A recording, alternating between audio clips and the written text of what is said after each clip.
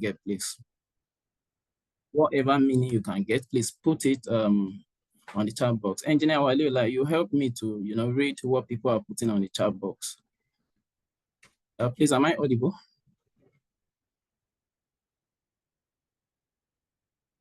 Very audible, sir.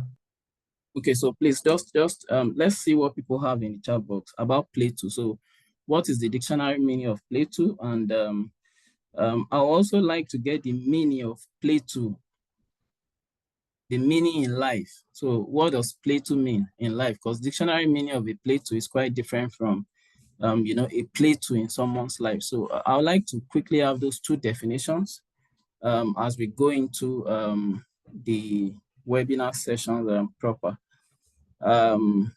Please let me know when we have anything on the chat box. I'll just move and go to the next slide. So, like we all know, it's been stated that anything that get measured, over time, get improved.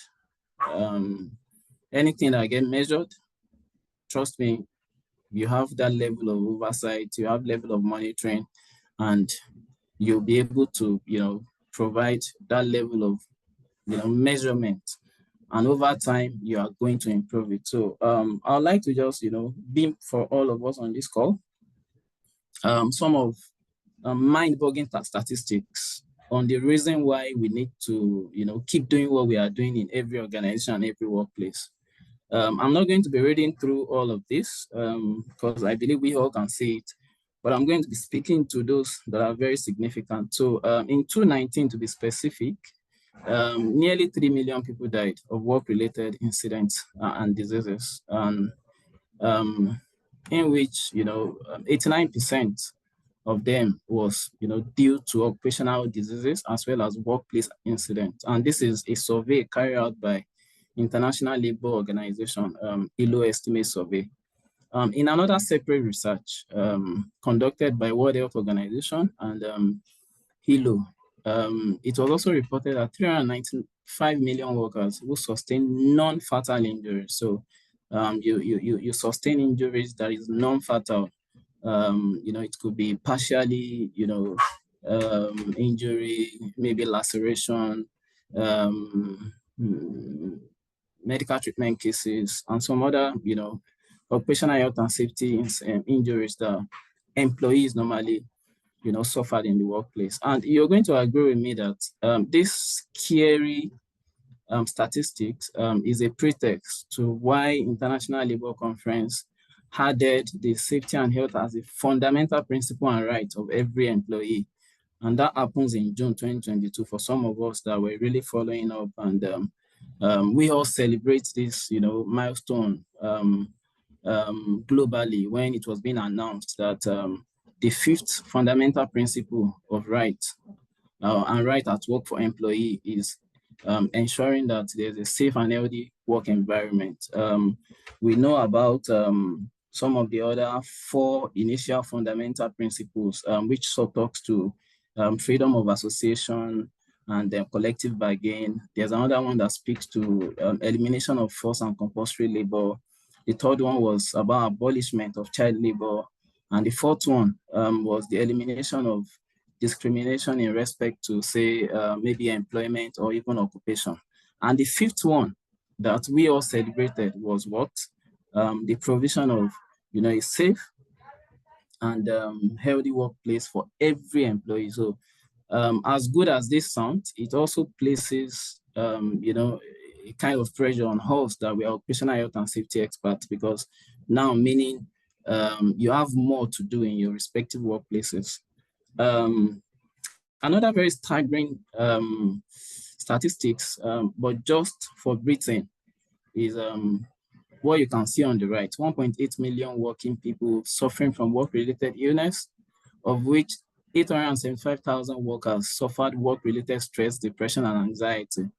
473,000 workers suffered from work-related musculoskeletal disorders, MSDS, and all of that. Then 2,257 suffered from mesothelioma deaths due to past asbestos exposure. So pleural thickening, when you inhale asbestos fumes or contests, as the case may be, it has the potential to lead to what we call mesothelioma, so meaning pleural thickening, where your respiratory system suffered, acute disinfection. Yeah, the next one is 60,645 injuries to employee reported under RIDO. We all know what RIDO is, reporting of injuries and diseases, and dangerous occurrence regulation. That's RIDO. So for that particular moment, 60,645 injuries were recorded. 35.2 million working days lost due to work-related illness and workplace injury. And about 20.7 billion pounds estimated cost of injury and ill health from varying working conditions. And this is according to Health Safety and Executive, the HSC, a very standard organization that also, have oversight over British occupational health and safety data collection and gathering.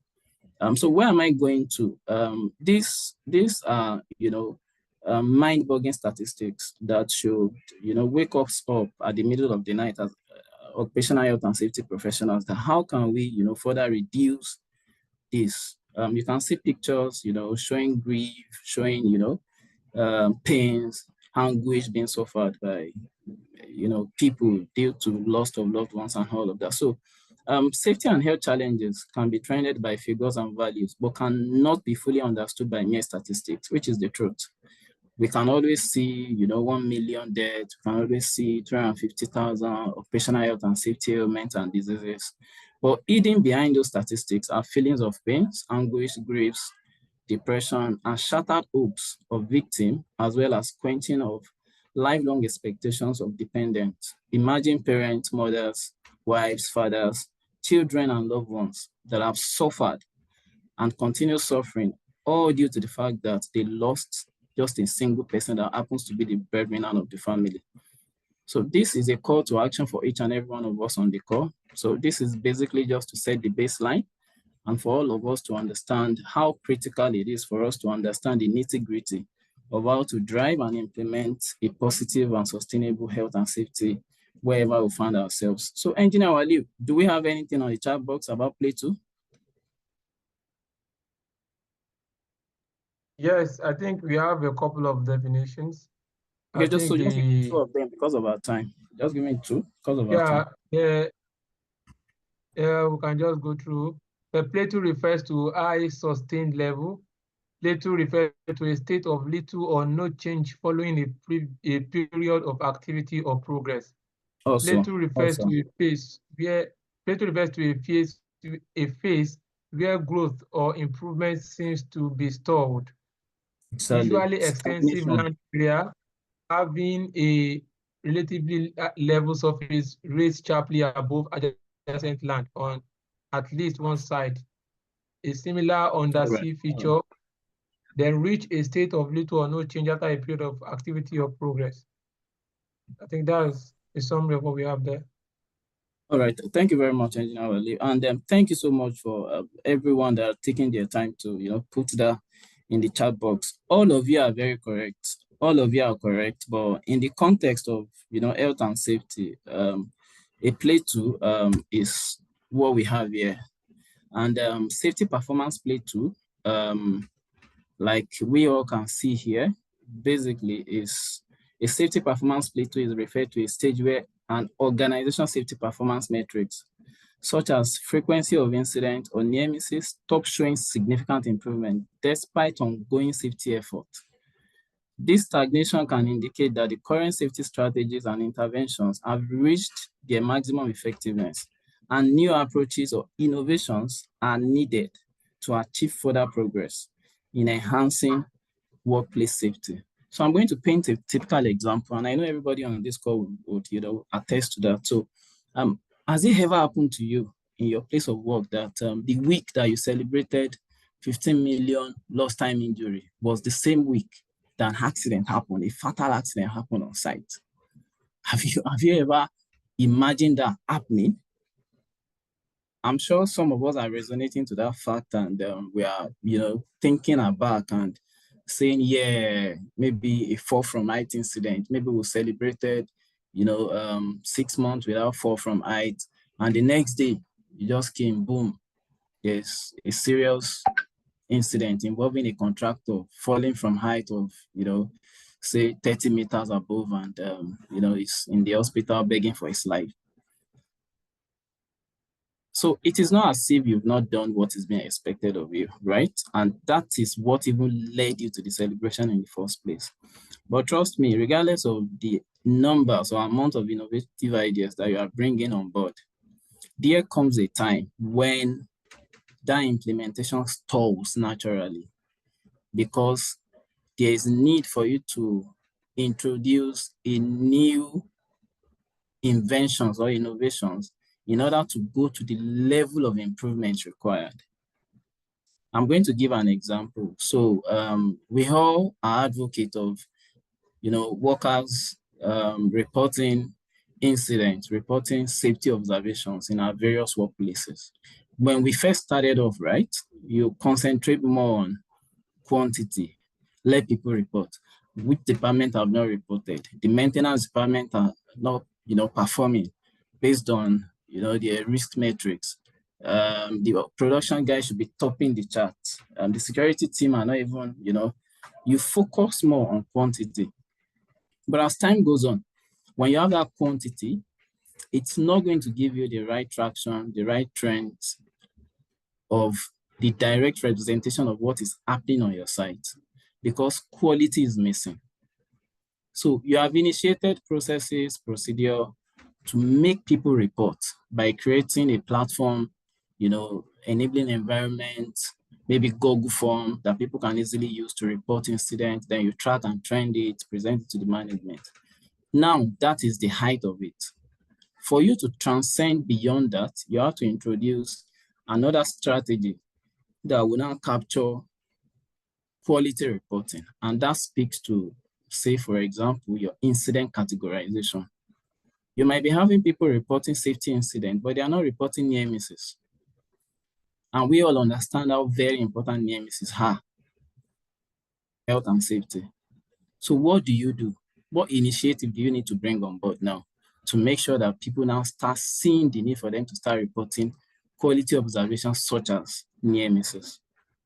So I hope that speaks to what this is all about. So as the term suggests, a performance plateau is the leveling off of performance achievement. For safety, this usually means that a reduction in the number of accidents in an organization has been achieved and sustained, but it is unable to go beyond this point and realizes the next improvement steps, often over multiple layers. So some years ago, while I was in the forefront of driving transformational change for one of the top multinational, I was privileged to be part of the managers that was selected to attend a behavioral-based safety training conducted by DuPont DSS from Dubai.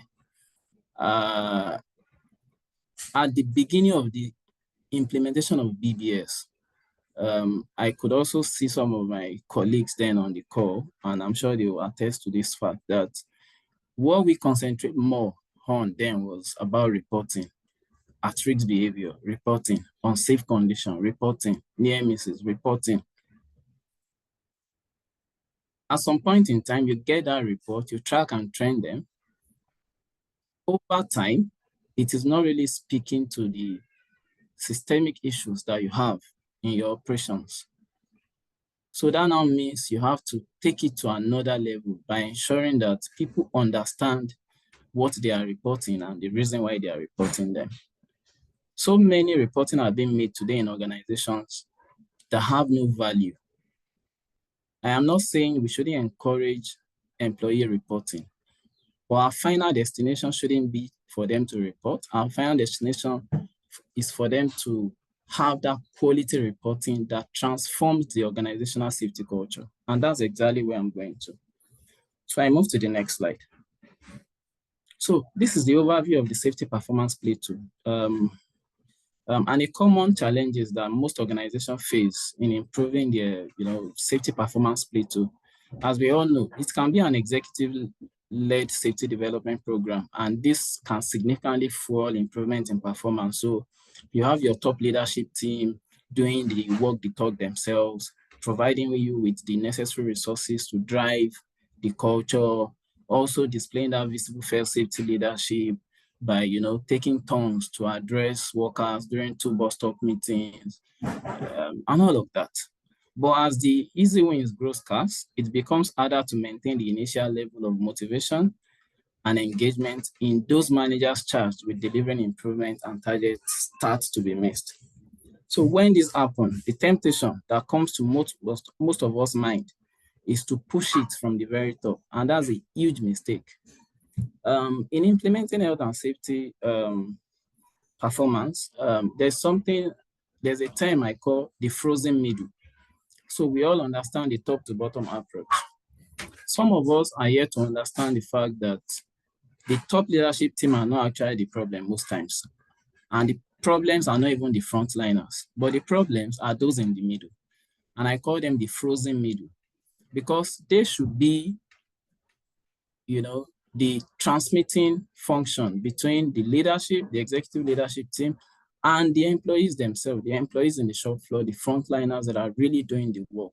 But unfortunately, the top leadership team will not go to the shop floor to speak with the frontliners directly. What happens is information are being cascaded levels by level. But once the middle is frozen, trust me, the quality of information that will get to the frontliners diminished. So meaning the intent of dissemination of the information from the top leadership team had been compromised. And what happens over time? You see frontliners not acting in line with the expectation of the top leadership team. So questions are being asked. And this is why HR professionals, I'm sure they are not on this call, needs to pay attention to the sourcing, selection, and employment of quality professionals, especially at the managerial level, because in organizations of these days, managers are in the middle. So you have to pay significant attention to the competency level of your managers, the skills, the knowledge, the ability, the training, the expertise, the exposure, because these people are the convener from the top leadership team down to the frontliner. So I move to the next slide. So this is basically overcoming the safety Plateau performance. So to improve safety performance in any industry, there's typically a progression through a number of phases, each with different characteristics. A simplistic term, the approach adopted in addressing potential phases of the Plateau are enlisted below. So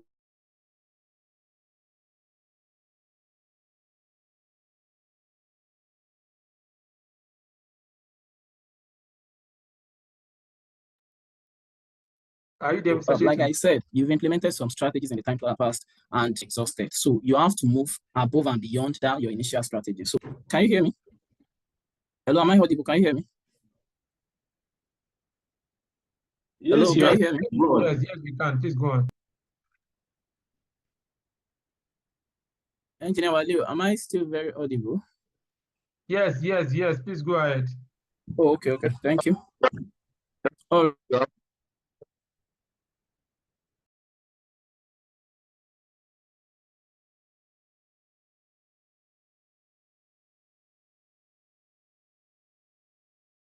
right. All right. So let's not forget that this safety performance Plateau has three facets of the culture, right? And how well and good you have, mobile elevated work platforms that can be used to, access sites safely. How well and good. The system of it speaks to your procedures, your guidelines, your risk assessment. How viable, how suitable and sufficient are they in driving the compliance that you need? And lastly, the culture. And culture, like we all know, culture has to do with your attitude, shared value, perception, leadership, accountability, and all of that. So these are the three facets of the safety performance Plateau. So I'm going to be engaging us again. So just put in the chat box, where do you think you should be? Is it on the right-hand side or on the left-hand side? So you can just put on the chat box, right or left, right or left. Okay, so in line with these three facets that I discussed earlier, there are three strategies in addressing the plateauing as you approach one plateau to the other. And the first of them is elimination of intrinsically unsafe conditions. And that can be likened to technology that I spoke of, because this focuses on just, physical risk that you can visibly see and all of that. Someone working at height without body harness, someone welding, in a flammable and combustible area that could lead to fire and explosion and all of that. The next one is developing safe work procedures and safe management systems. So this is not talking about any other thing. This is talking about your policies, your procedures, your risk assessment, your safe work procedure, your method statement, and what have you. And the last one, error reduction, that speaks to human mind, that speaks to the perception of humans, which could be also linked to culture, speaks to leadership, accountability, attitude, and behavior. And it is focused on error reduction. So the next couple of slides will be beaming focus on error reduction. So we are going to be going into, some scientific significance of expectations of our colleagues in the workplace, what is being expected of them, and how can we help them to understand what is being expected of them. And this is far beyond what they have in their job descriptions. So do we have anything in the chat box, Engineer Wale? What are my people saying, right or left?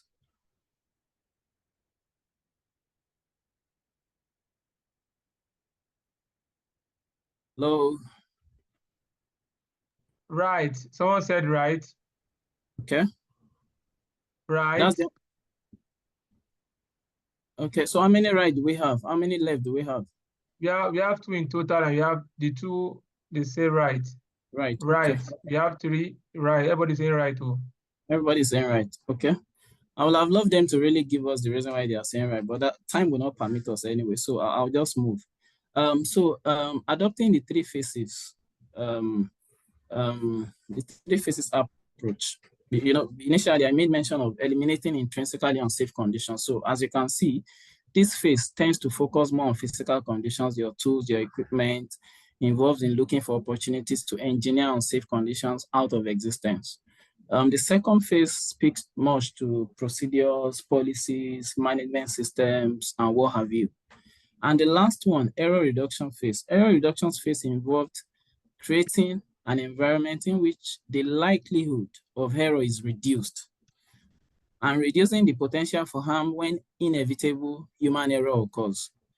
These phases involve reducing the frequency and impact of normal lapses in mental focus and memory. So some of us on this call, I know we understand the categorization of at-risk behavior that speaks to human behavior, error, violation, knowledge-based, rule-based, routine violation, situational violation, or exceptional violation, as the case may be. I think the formula is 1, 2, 7, 3, as the case may be, but that will be another day. I don't have that on this slide, but it's just another concept that organizations use in understanding, the potential at-risk behaviors in their processes. So I said here, the challenges for organization lies in the overlapping nature of these three phases, each requiring very different types of management effort for success to occur. In companies that truly excel in safety, the principles involved in all three phases are well understood. So meaning you understand the principle of the eliminating intrinsically unsafe condition, you understand the principle of developing safe work procedures and safe management system, and you understand the principle of error reduction. Remember, the three have been likened to what we have in the right or left that we defined the other time, which is technology, system, and culture. Okay, so I move to the next slide. So now we are focusing on error reduction phase. And this involves, the reduction of frequency and impact of normal lapses in mental focus and memory. For organization, the true success in this phase involves strategies designed to positively influence the workplace and employees so as to reduce the potential for human error. Very common and relatable examples in this regard can be likened to what I have below. Remember, I spoke about human failure the other time. You can call it human error, but it's good to categorize it as human failure because that can now be grouped into error or violation. So your error can be knowledge-based error, rule-based error, um, lapse in memory, slips in judgment, while your violation can be routine, situational, or exceptional, as the case may be. So now, we all know how very delicate, piloting an aircraft is, right? But as dangerous as piloting an aircraft is, one of the significant tools that pilots still use up until today is pilot checklist. And why are they doing this? We are going to be seeing it in the other slide. For the other example, designing a highway with substantial clearance on each side to allow for unobstructed peripheral vision. So this speaks to um, design through prevention. I call it DTP, design through prevention. So before you even start, implementation, before you start construction, you've been able to identify the potential risk, the likelihood and the severity, and you've put in place barriers in order to store them, right? So like you can see, this very highway that is being described now has sufficient space for, motorists and other road users to, pull over, perform interventions on their truck without, obstructing the free flow of traffic. That is that. Now I move to understanding the cognitive I'm having difficulties in seeing my screen fully. Okay. So understanding the cognitive of the safety Plateau. So reducing the numbers of errors made by otherwise well-intentioned employee and the harm that results from this same error requires an understanding of a few aspects of the way our minds work. So I would like to say this: nobody wake up in the morning to go to work with the mindset of I want to go and kill myself or I want to go and get myself injured. No. But during the course of work, these things happened. And the reason why they happen is not far-fetched from what we are going to be listening to in a couple of minutes. So the principle arises from the study of cognitive psychology and the relationship between our conscious, subconscious, and unconscious minds. So we as human, our mind has three levels: the conscious mind level, the subconscious mind level, and the unconscious mind level. So I am going to be, just give a brief description of these three phases. So processes for conscious mind, right? Processes, active thoughts, and things that we need to remember. I know some of you would know exactly what I'm trying to point to here. So what are those things that you need to do? For example, now today is Sunday. I know they no born me well not to go to work tomorrow morning. So it is in my conscious mind that I have to go to work tomorrow morning, right? And I am already putting things in place like ironing my clothes, preparing for tomorrow's activity, preparing for the week activity. So that is in my conscious mind. For subconscious mind, what it does to all of us is it allows us to do things like walking on to a destination without consciously thinking about each step. So for some of us that drive to work, right, you will remember that when you start your journey from your house, maybe you have to drive some distance before you get out of your estate or before you get out of your surrounding. You don't pay attention when you are moving in the morning. You are likely to pay more attention when you get to an unfamiliar terrain. Why? Because it is an unfamiliar terrain and your conscious mind is needed in order for you not to, fall prey of any potential risk or hazard in that vicinity. And that is what our subconscious mind does. So it speaks to what I call fixedness. There are two types of fixedness: the functional fixedness and the structural fixedness. Structural fixedness is, for example, all of us that, we are not Gen Zs. While we were growing up, we used to know that our remote control, now that you now sit down about 5 meters and press channel 2 and it will change for you. It was never like that in the 1990s. So what you do is you have to move closer to it. There is one knob that you have to turn that will do crack before you can get to that station that you want.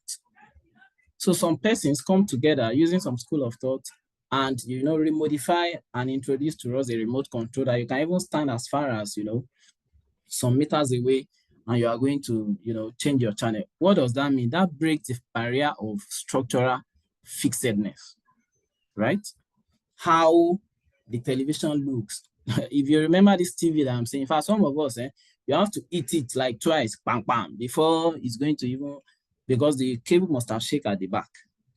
So now, looking at functional fixedness, it could also be related to what I said earlier about remote control. How does a TV function with a remote control?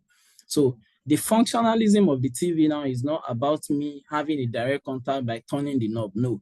But I can easily use my remote control in my comfort zone, press the station, and it's going to change to my very taste. So that is what subconscious mind does to us. Now, unconscious mind, basically, this takes care of activities like, you have to breathe now when you are walking.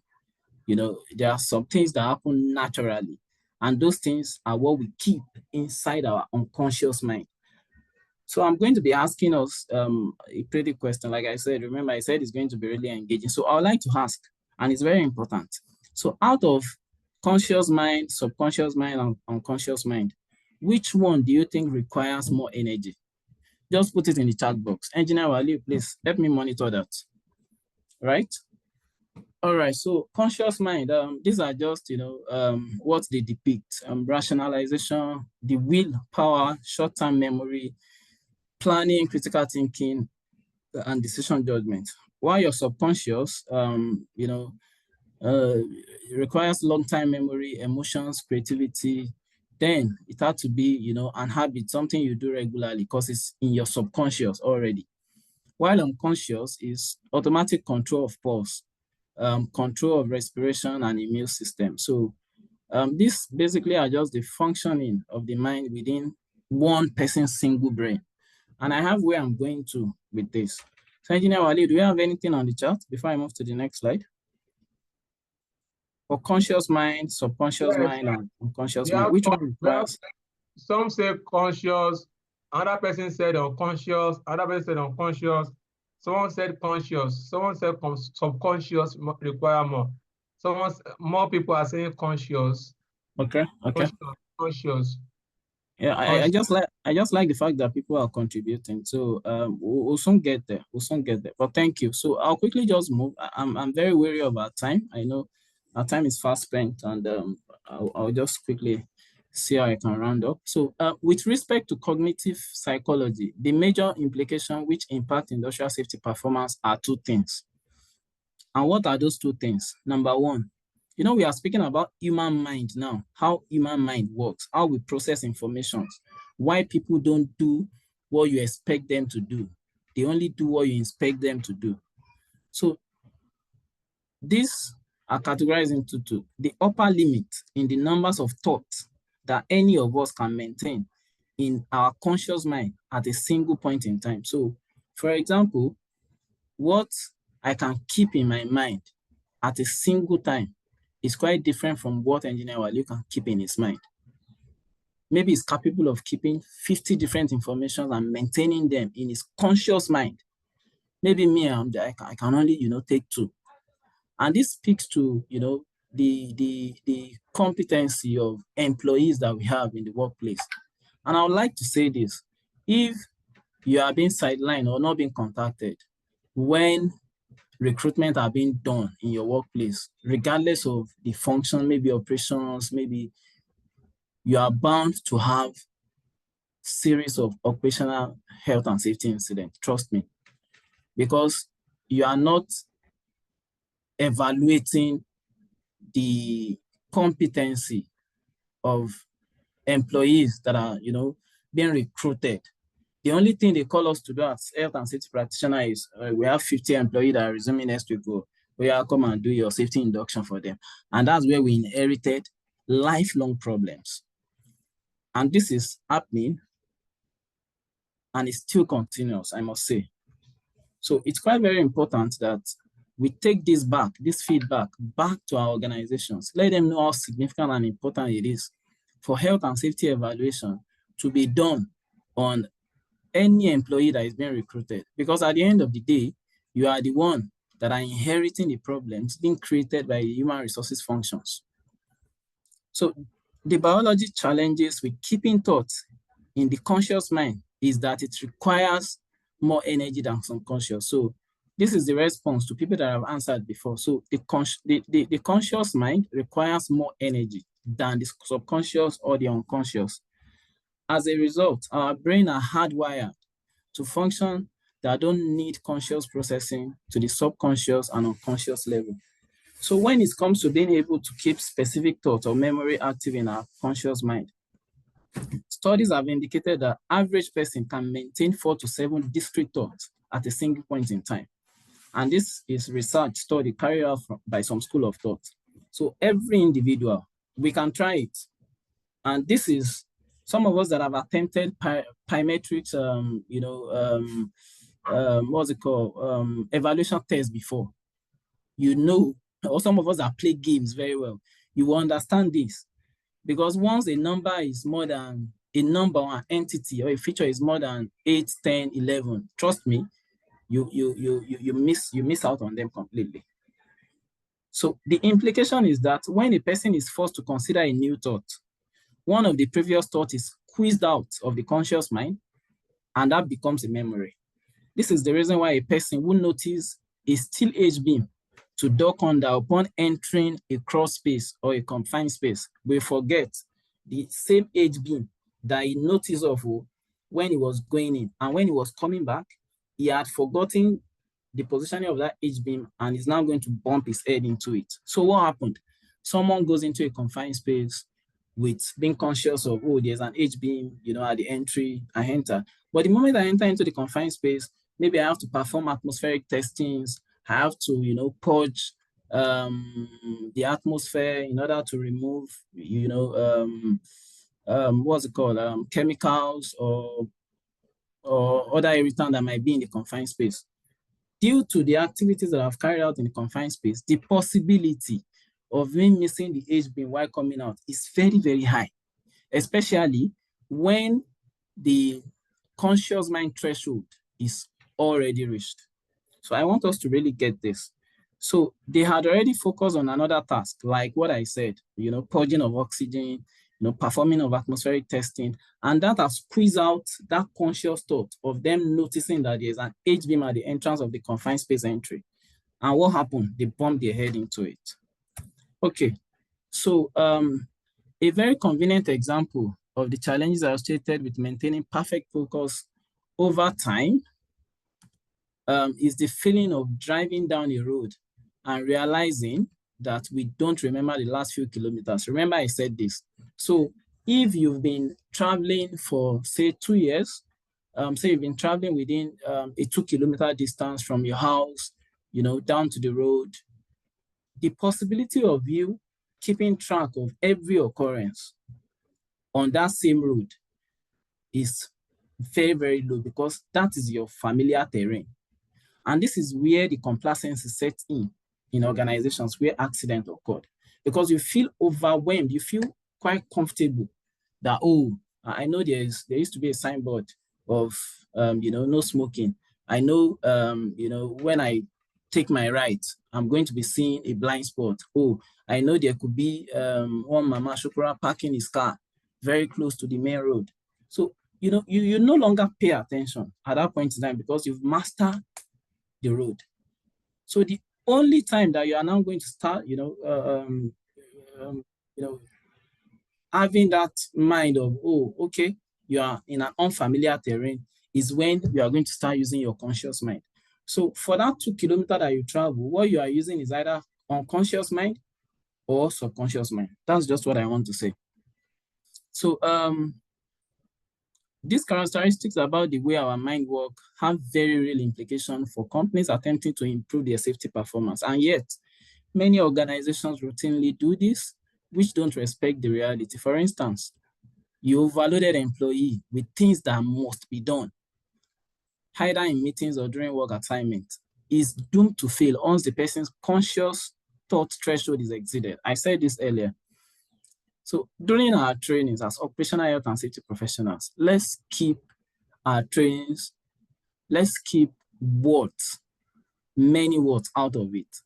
We should rather try as much as possible to, beam pictures, beam, images that speaks to people understanding, because the truth of the matter is people do not read, words and signs, especially signages that is too worded. They don't read it. And that is why investment that have been made by organizations to put multi-million naira signages in organizations, once it is too worded, trust me, you see that employees are not reading it, and incident in that workplace is not reducing. Why? Because the safety signages is not even improving the level of understanding and expectation of the employees themselves, right? So so there are strategies that we need to consider, improvement strategies, and those are the 3 that we can see. The human mind is tuned to recognizing movement. An object entering a person's peripheral vision will snap that person to attention. This comes from our survival instinct of dealing with predators and serves to wake us up when a car approaches the intersection of sphere that we are driving. So what this is trying to paint to us is try as much as possible to be innovative by providing, rather than word, captivate people's minds with, pictures, captivate it with, moving images that, arrest their attention, make them conscious about the environment, rather than, just filling production floor with words, signages that people will not even pay attention to. Number 2, humans are very good at pattern recognition. We see things that interrupt patterns. It is easy to identify one leaning column against all the straight ones, or bump in the otherwise flat floor. So what this is trying to tell us is, human, the way our brain is being hardwired, we see patterns and we notice, difference in pattern over time. So it's going to be a very good one if you, as an occupational health and safety professional for your organization, can come up with, strategies that prioritizes patterns. You share safety nuggets. When people come to work every Monday, what they first see is, in their email, a moving kind of pattern, welcoming them to work, displaying some safety icons. They feel that sense of the environment, and they are able to really understand what is being required of them. The third one is, another one that is very potentially helpful is human characteristics of our tendency to develop behavioral habits. An established habit means that even when we don't have perfect attention on a task at hand, we still do things the way we are expected to do them. For example, nobody just, go on the highway and just cross the road without looking left, right, like twice or 3 times, except when you are ready to commit suicide. So all of these 3 strategies are very key if we want to really improve employees' compliance to health and safety implementation in our workplaces. So given the challenges associated with the way our human mind works, the logical question is, what can be done to improve safety in the workplace? In the past, some tactics employed by some successful organizations includes the following. Number 1 is reduction of visual complexity. I am not going to be reading through it. I'm just going to be giving an example. So try as much as possible to reduce to the barest minimum visual complexity. Once an employee sees that their visual are not enhanced in the workplace, trust me, it is an accident waiting to happen.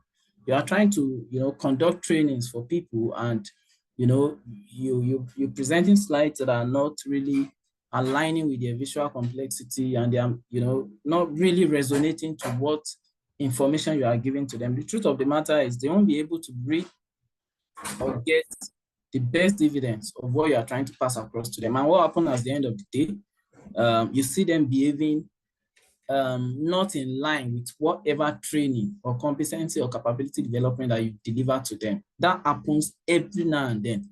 And that is why you ask people, someone that you inducted, about your occupational health and safety policy, quality management system policy. When you ask them within 1 month or 2 weeks of resumption, trust me, they cannot tell you jack about the content of the policies, despite the fact that they see it every day when they enter the office and when they leave. So this is very, very important, and we all need to pay adequate attention to it. The number 2 is elimination of mental clutter. So how do we eliminate mental clutter? We want to keep things in our conscious mind at all time, right? So an uncontrollable change for employer is that some employees arrive at work with personal concern, which is normal. We all face different vistas of challenges in life, especially now, the cost of fuel, economic downturn, FX rates, and all of that is not really helping, yes. But that doesn't still mean we should, encourage incident and accident that will now cripple both bottom line as well as employees' well-being and welfare. And this is why we need to do what we are doing. So a number of strategies that is required for us to avoid mental clutter in the workplace are these that you're seeing on the slide. So avoid training sessions that attempt to cover lifelong random list of facts and employees are supposed to remember, since they create mental clutter and won't be retained. Conversely, training programs that explore consistent concepts help clarify thinking and will be retained. Many companies fail in their safety induction training because they overload new employee with facts they can't possibly process. So if you are the type that you do induction, safety induction for 3 hours, I'm sorry, you're only speaking to yourself after 45 minutes because nobody is listening to what you are saying again. And this is why we need to keep it very short, simple, and very resonating. The other one is provide instruction at the pace the employee can absorb, rather than at the pace the supervisor wants to deliver. And the typical example of this is organizations. One of the critical mistakes that organization does is they do not categorize their induction processes. I know organizations that give the same induction to all level of employee. Either you are executive leadership team, either you are manager, either you are frontliner. It is the same.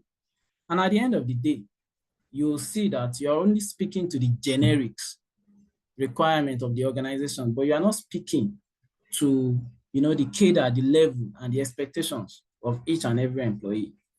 All right, and the last one is use of checklist. I think I've discussed this earlier on, and this would help a great deal, I must say, because it makes sure that you have what we call process standardization. So a checklist never misses it. That doesn't mean a checklist doesn't have its own, downside as well. But when you are able to capture what is needed on your checklist, trust me, with adequate review, regularly, you are going to be able to drive a positive and sustainable workplace culture.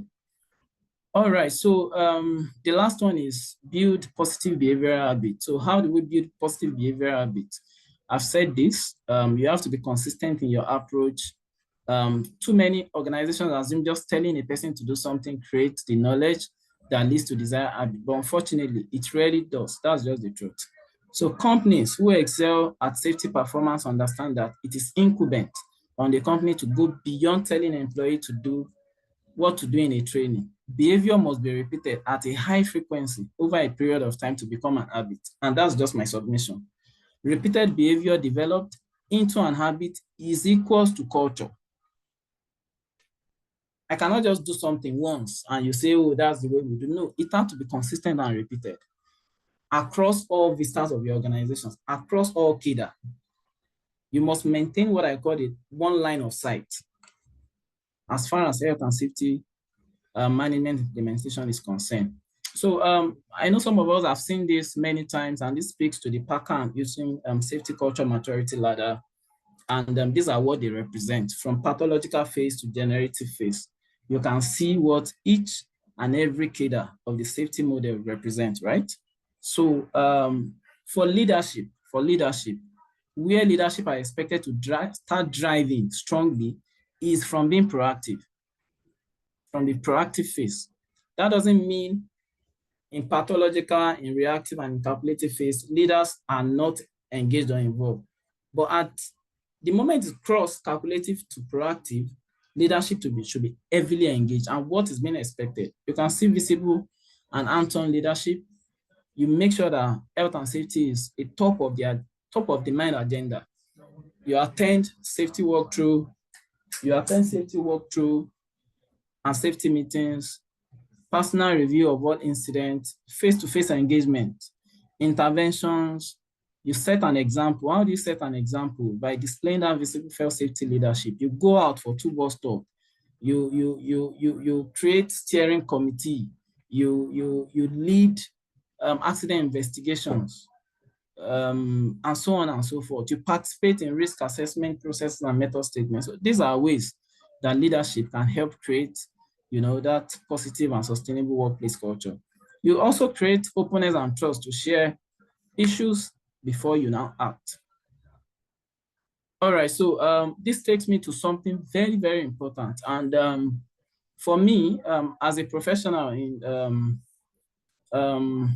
as a practitioner in the health and safety field, I have just one single person as, someone that motivates me. And ever since I come across him, my perception about health and safety changes totally. And even in my external trainings, in my one-on-one engagement with my mentees, I'm always sharing what this man has done. So a culture of safety. But before I'm going to start reading all of this, because it's very important I read them, I have a prize for anybody, I repeat, anybody that can tell me who I am referring to in this slide. Engineer Wali, please, over to you. Help me monitor what we have in the chat box. Anybody that is able. Does it include me too? Does it include me too? I can also guess now. No, it doesn't include you, please. So anybody that, now guy you be that, anybody that can give me the name of this person, I'm going to give a 2,000 naira recharge card immediately. Okay, so why is this person so very important? Foster dramatic improvement in safety by prioritizing worker safety over and above every other business bottom line. Number 2, improve organization financial performance, significant hike on both market revenue and net income through unwavering commitment to workers' welfare and well-being. Number 3, developed and implemented a safety-centric system of continuous improvement adopted as an enterprise-wide model across same business in 40 different countries, driving operational efficiency through increase in productivity, cost reduction, and waste elimination. I know some of you must have been searching Google. You cannot get it on Google. Okay, so number 4, champion organization innovations and expansion globally, leading the development of new products and processes, entering new markets and increasing the company's international presence. Number 5, corporate culture, instilled a culture of accountability, transparency, and ethical behavior due to its emphasis on open communication and empowering employees at all levels that foster a collaborative and proactive work environment. And lastly, stakeholder value, adopted a visible fair safety leadership style that was holistic, focusing not just on shareholder, but on all stakeholders, including employees, customers, community, and help in building a positive corporate reputation and sustainable business practices. So who is this person? Engineer Wali, do we have any response on the chat box before I unveil him?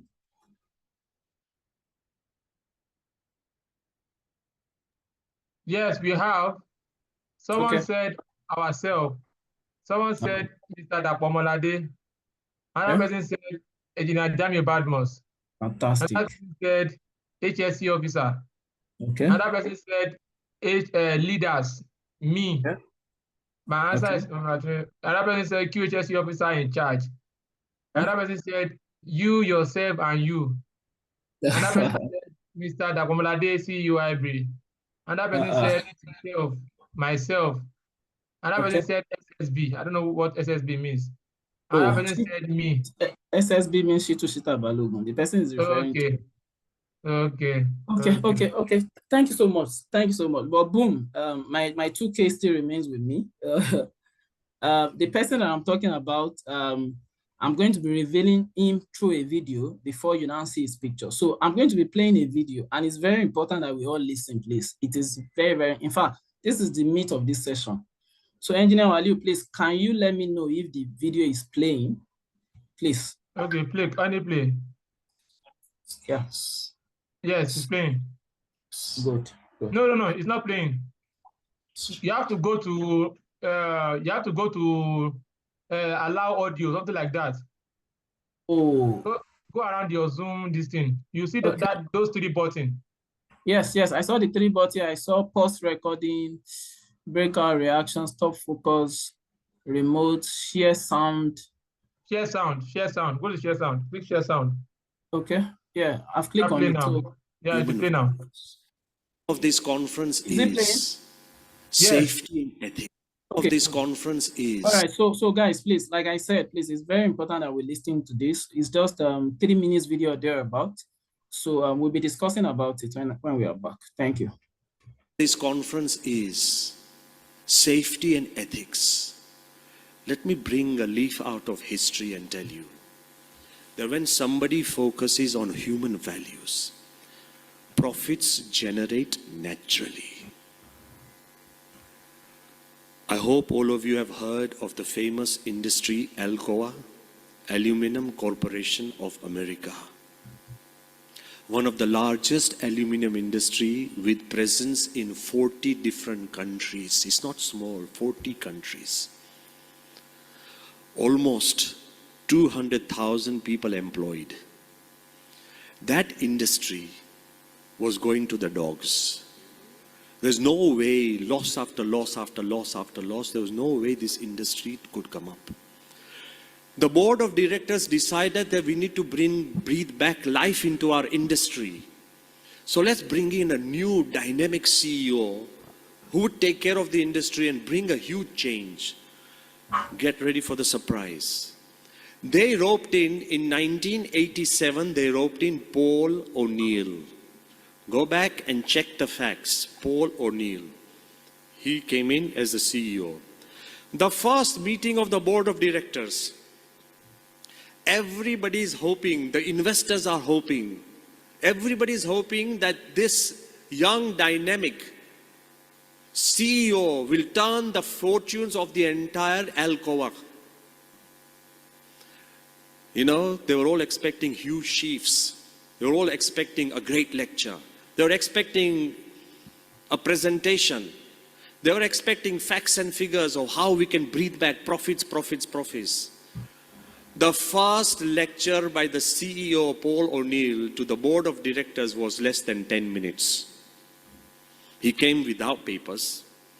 He got up and he said, "My prime concern for Alcoa is safety."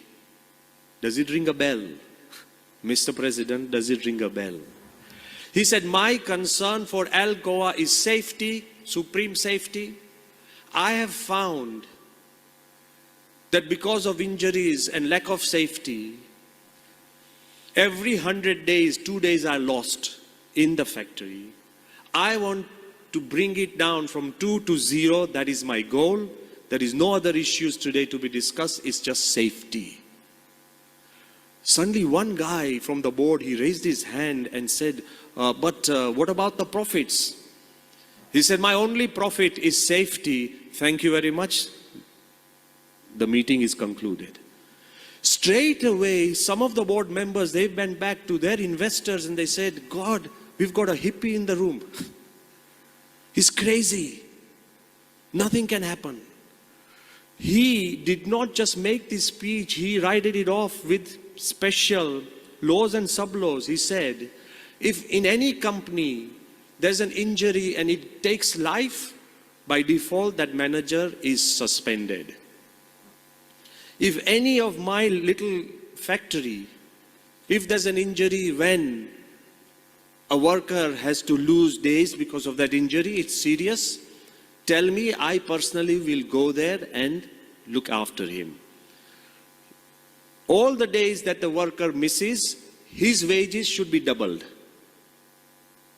And that wage should be cut from the manager. Whosever fault it is, I don't want injuries in our factories, and it creates a feeling of safety. He went on and on and on. He created a system. And in the factory where there are no injuries, I will raise the wages equally for the entire factory floor. You know, to everybody's surprise, all the little people working on the floor, they got a feeling that there's a guy at the top and he cares about our lives. There's a guy at the top and he cares about my individual life. The commitment grew, injuries decreased, and they say in the first year after he took over, the entire company made $1 billion profit in just 1 year. And by the time he left office, the net worth of Alcoa was 27 billion, all because of the measures he took on safety. He proved to the world that there are profits in values. You may grow in numbers, but he proved to the world that there is a guy at the top who cares about the small men at the bottom. It is love and commitment that generates this environment. But sometimes you may have to take difficult decisions, because I want to keep to this idea of safety and ethics. You may have to take decisions that actually burn your pockets. You know why most of the industrialists don't go for the safety measures? Because it's too much hassle and it's too much money. And most of the people in India, we feel that we have enough population, so life is expendable. It isn't. Do you have a heart? Then that heart should speak. So let me give you another. Yes. So the video, was it very clear and audible to all of us, please?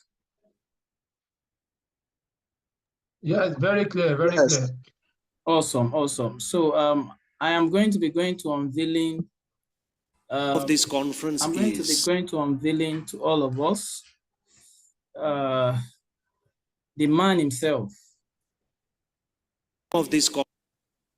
But before I do that, I would also like to introduce to us this very key concept. A concept that has to do with how you, you know, improve and sustain a culture of safety.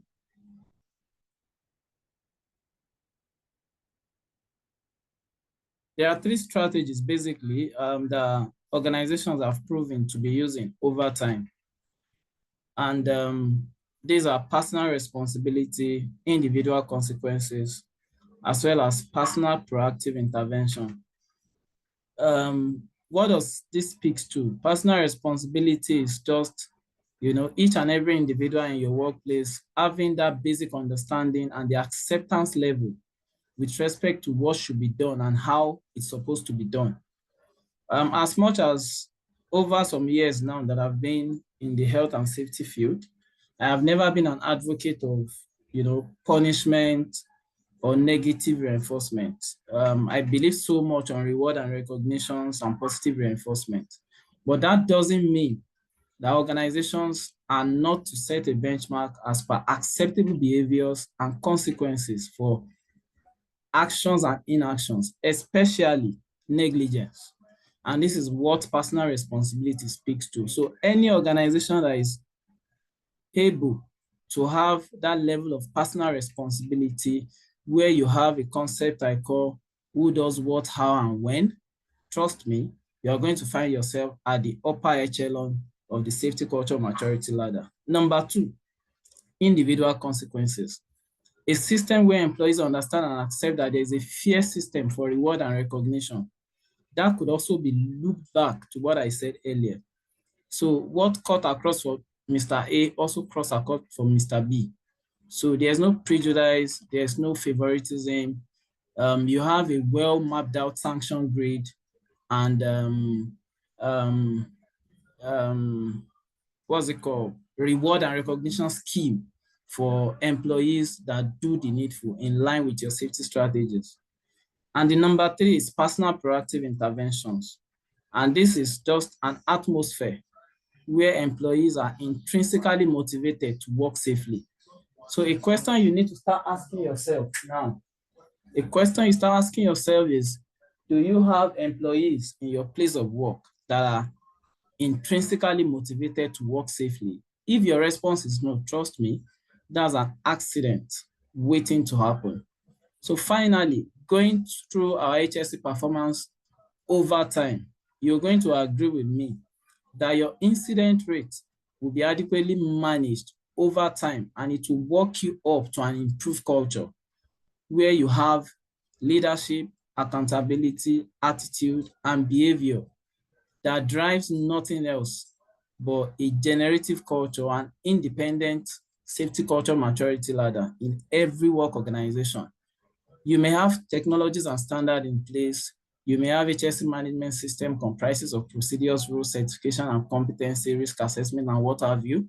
But what is very important in every organization is an improved culture comprises of leadership, accountability, attitude, and the behavior. And this is not just about the frontliners. It has to be a top to bottom approach, and pay attention to the frozen middle, who are the managers, the conveners that are supposed to convey the leadership strategies and overall strategic goals to the frontliners themselves. Finally, this is the man of the moment. I call him Paul Oni. Paul Oni, you can go back and Google him. He's the chairman and CEO of the industrial giant company Alcoa, which was being described in the video I played earlier. And he was the chairman from 1987 to 1999. So his speech, his word was, I intend to make Alcoa the safest company in America. I intend to go for 0 injuries. Through prioritization of workers and workplace safety, Alcoa chairman Paul Oni was able to increase the company's market value from $3 billion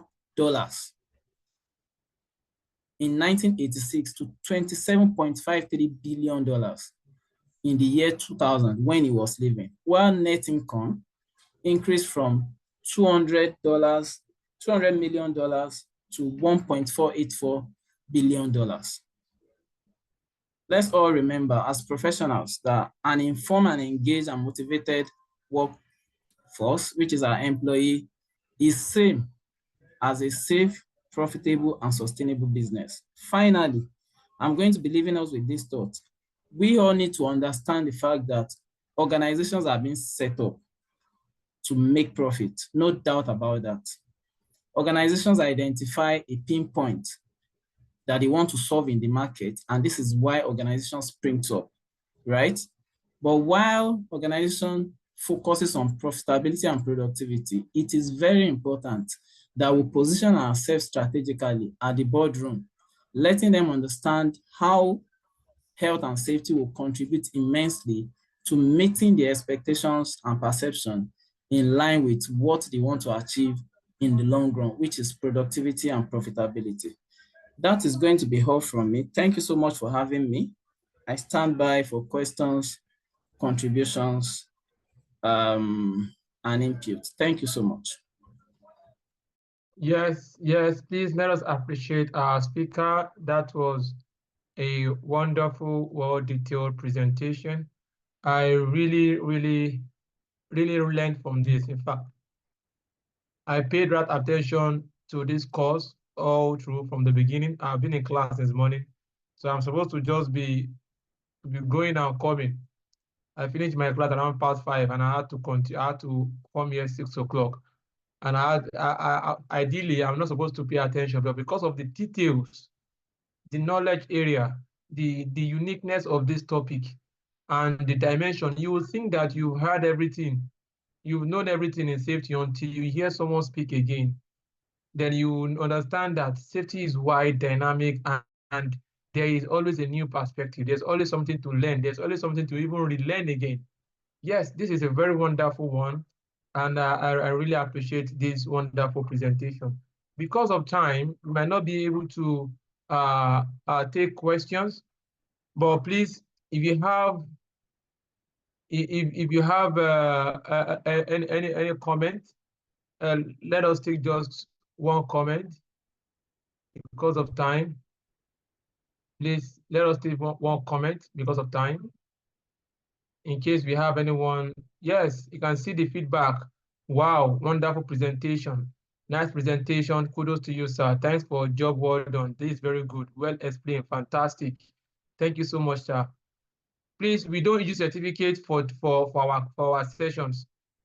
Our sessions are very regular. We can't use certificates every time for everybody. It's going to be a whole lot of work. We only have certificates for our speakers, please. We don't have certificates for anybody that joins. You're joining, learning, and having this opportunity from having the opportunity for you to come and listen to us, to our speaker. I think that is also appreciated by you. So let us understand this, because a couple of times people will message me and be asking me for their certificate for joining the webinar.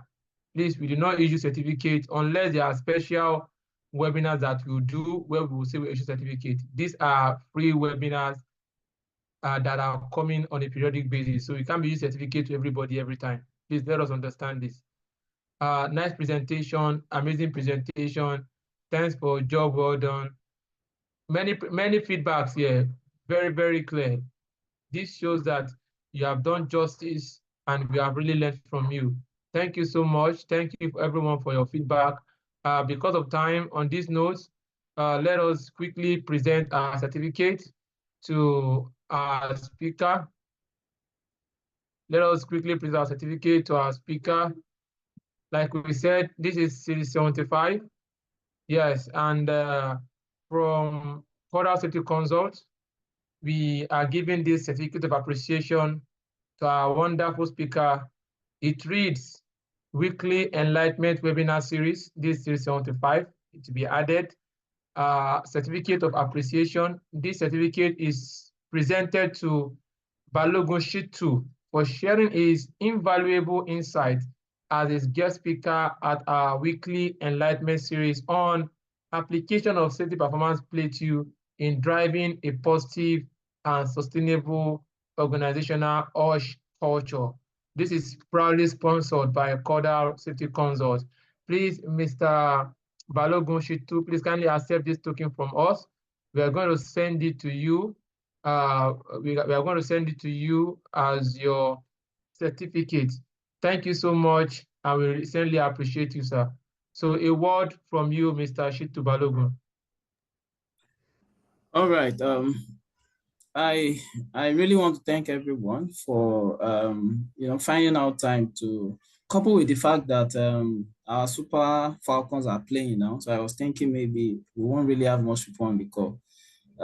Yeah, it's an opportunity for us to learn, relearn, and unlearn, just like Wali said earlier. And all appreciation goes to Wali and the Cordell Safety Consult team, because he is actually doing well enough to, drive and meet the sustainable development goal of the UN by making sure that this is consistent. And I must say, nobody comes close, and kudos to you. Finally, thank you all, and for the wonderful feedback. Thanks so much. And definitely, when I'm being called upon, I'll definitely be glad and more than happy to provide my insight where and when required. Thank you.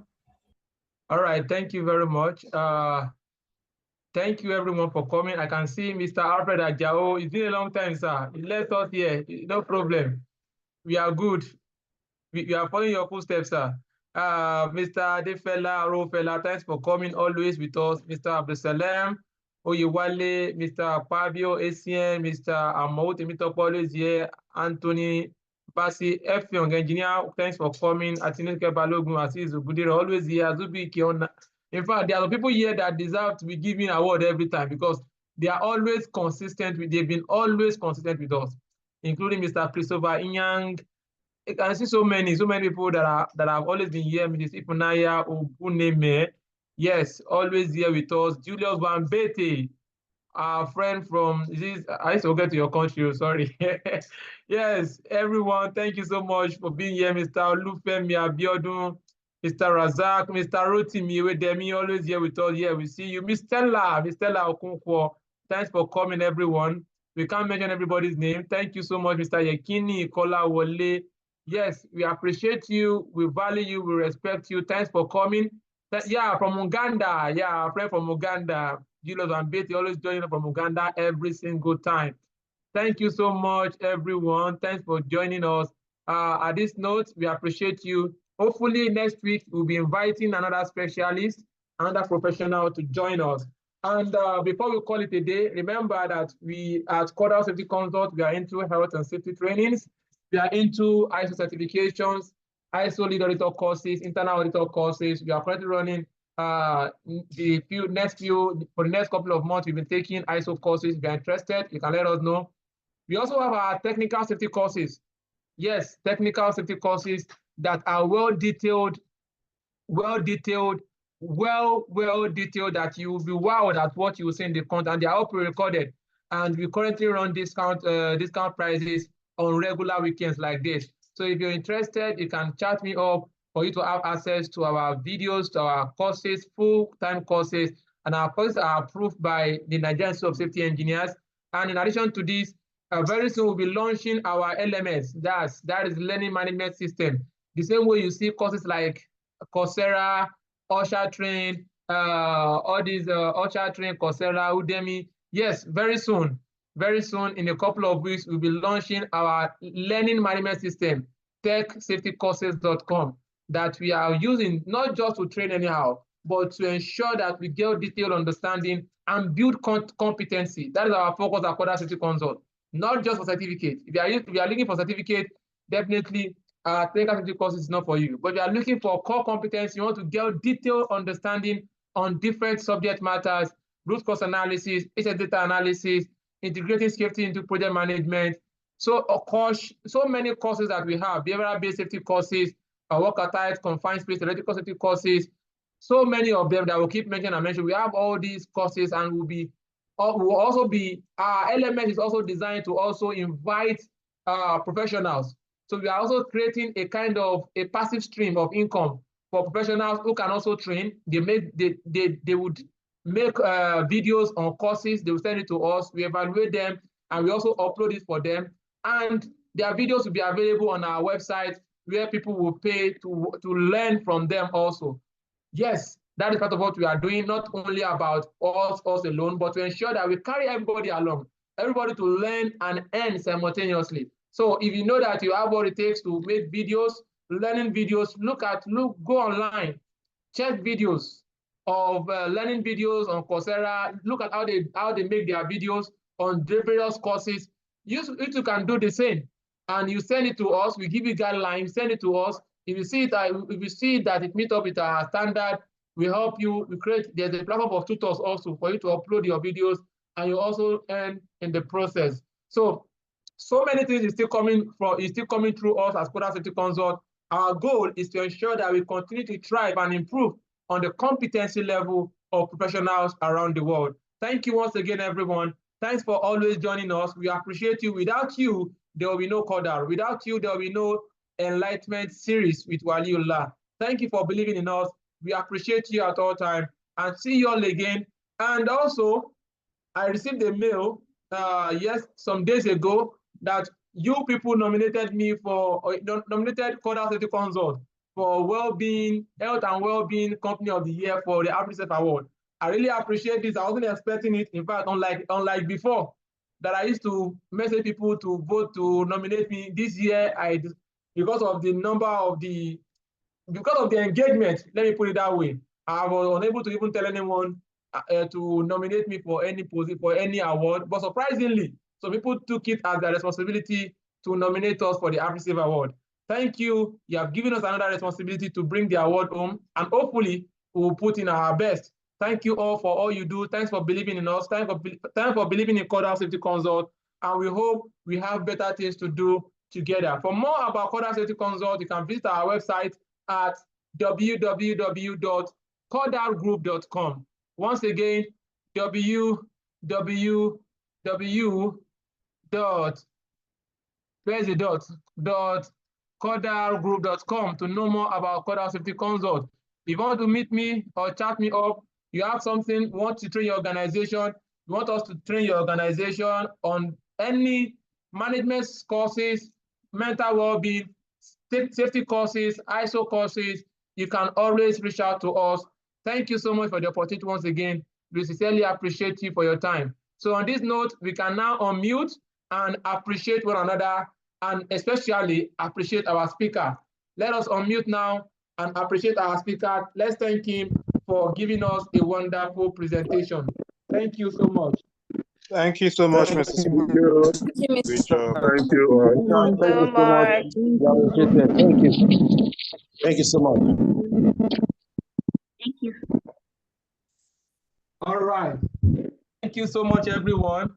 So on this note, as usual, we are counting from 10 to 1 for us to close this section and to declare it closed officially. Yes, 10, 9, 8, 7, 6, 5, 4, 3, 2, 1. Thank you and God bless you. See you all again next week, or most likely upper week by God's grace. See you once again. Thank you so much. Bye-bye.